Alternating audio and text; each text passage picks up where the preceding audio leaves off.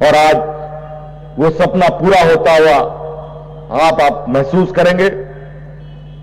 बहुत सारी बातें हैं, कुछ बातें हमारे मन के अंदर भी है जिसको हम बाहर नहीं निकाल सकते। हम लोग बोलने पर विश्वास नहीं रखते हैं, हम लोग काम करने पर विश्वास रखते हैं।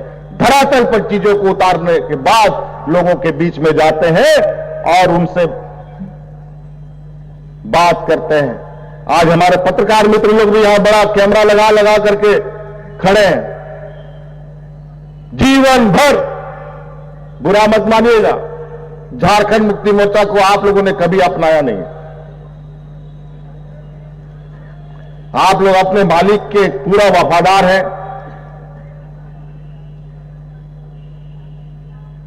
बड़े बड़े अखबार चलाने वाले, टीवी चलाने वाले, भारतीय जनता पार्टी के ऑफिस के बाहर में घूमते हुए आपको नजर दिखेंगे उनके मालिक, तो गुणगान भी वैसा ही होता है। लेकिन आप पत्रकार भाइयों के लिए भी पिछला सरकार में भी हम ही ने आपको अधिकार दिया, इस बार भी सरकार में आने के बाद आपके बारे में हमने चिंताएं की। 5 साल में क्या किया? 5 साल में जिस तरीके से आपने उस गुरु सरकार को गुणगान किया है, आज उस सरकार का हश्र देखिए। यही हाल अभी यूपी में होने जा रहा है, चिंता मत कीजिए। अभी यूपी में जिस तरीके से भारतीय जनता पार्टी नाक से पानी पी रही है, आने वाला पूरा डुबकी लगा जाएगा, बता देते हैं। गलत फहमी मत रहिएगा। अगर किसी को इस बात का यह है कि हम बड़ा बड़ा अखबार में फोटो छपवा लेंगे, देश में राज करेंगे, दुनिया में राज करेंगे, थोड़ा देर हो सकता है, हमेशा के लिए नहीं। आज इसके लिए मैं किसी से यह नहीं कहता कि आप हमको थपथपाइए, आप हमको धन्यवाद दीजिए। हम लोग काम करने वाले लोग हैं, मेहनत कश लोग हैं, और 5 साल और बचा हुआ समय जितना दिन रहे है, हर दिन मैं इस चिंतन पे रहता हूं कि इस राज्य में और इस राज्य को कितना बेहतर किया जा सकता है। हालांकि कोई मेरे पास जादुई छड़ी नहीं है और दूसरे पार्टियों के जैसे बड़े बड़े विद्वान हमारे पास नहीं है, लेकिन जो भी है वो लोग इस राज्य के भावनाओं को भली भांति समझते हैं। यहां के गरीबों को, किसानों को, आदिवासी, दलित को, पिछड़ों को, उनकी समस्याओं को और समस्या का समाधान को करने की क्षमता रखते हैं।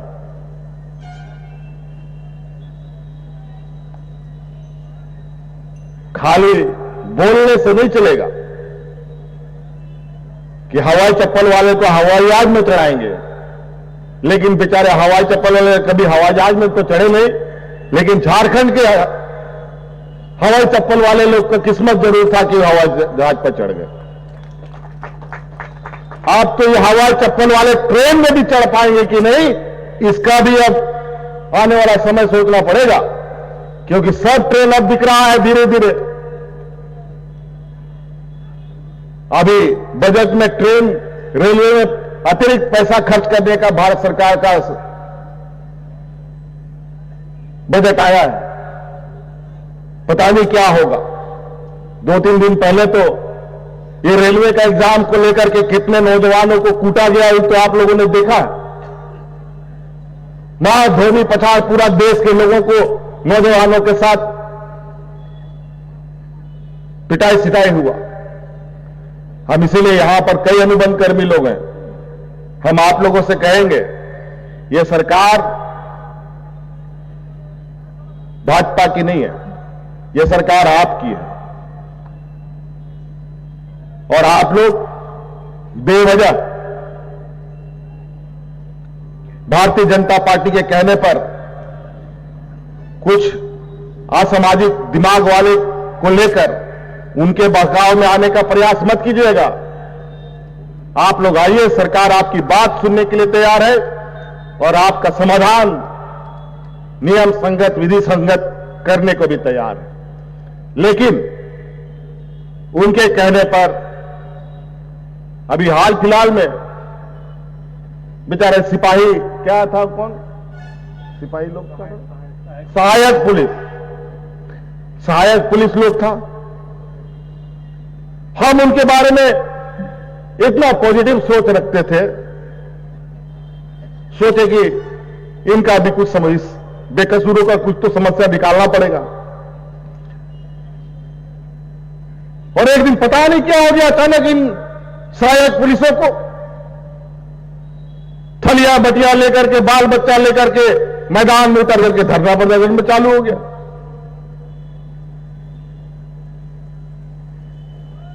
और हमको जब पता चला कि उन सहायक पुलिस को हमारे विरोधियों ने वहां जाकर बैठा दिया, राशन भी उनको पहुंचा रहा है, बड़ा बड़ा हड़िया वो बर्तन सब भी पहुंचा रहा है, टेंट भी दे दिया कि रहो यहीं पर, और नियम के विरुद्ध इन लोगों से को सरकार ने अलग अलग तरीके से नियुक्त किया। हम बोले ये तो सरकार ने धोखा दिया, अब उसका पाप हमारे सर पे ला दो। लेकिन आप लोग चिंता मत करें, हम सब के बारे में, जिसके लिए संभव है उनके बारे में हम लोग काम करने के लिए तैयार हैं।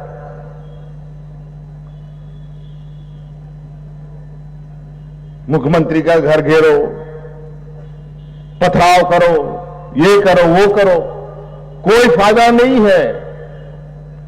आज पारा शिक्षकों ने कोई आंदोलन किया, आज उनका समस्या का समाधान हुआ। कई ऐसे लोगों का समाधान होने जा रहा है। सेविका, सहायिका, जल सहिया, आंगनबाड़ी, सभी लोगों के बारे में हमारी चिंता है।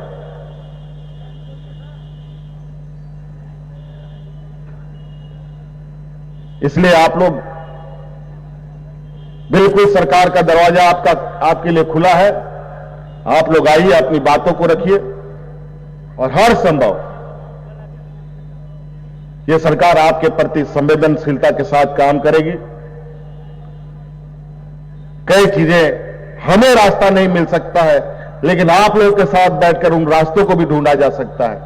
इसलिए झगड़ा करने से, जबरदस्ती गलत लोगों के बहकाव में आकर के गलत तरीके से मांग रखने से चीजें नहीं बनती।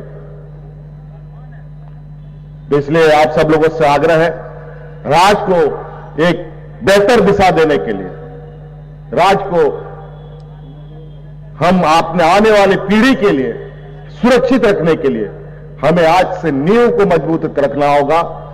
अगर हम लोग के इस राज्य का नींव मजबूत होगा तो उसका आने वाला समय में हमारी पीढ़ियों को उसका लाभ मिलेगा। और निश्चित रूप से झारखंड प्रदेश में क्षमता की कमी नहीं है। यहां सिर्फ कोयला लोहा ही नहीं है, यहां के लोगों में अपार क्षमताएं हैं, चाहे वो खेल के माध्यम से हो, चाहे पढ़ाई के माध्यम से हो या अन्य माध्यम।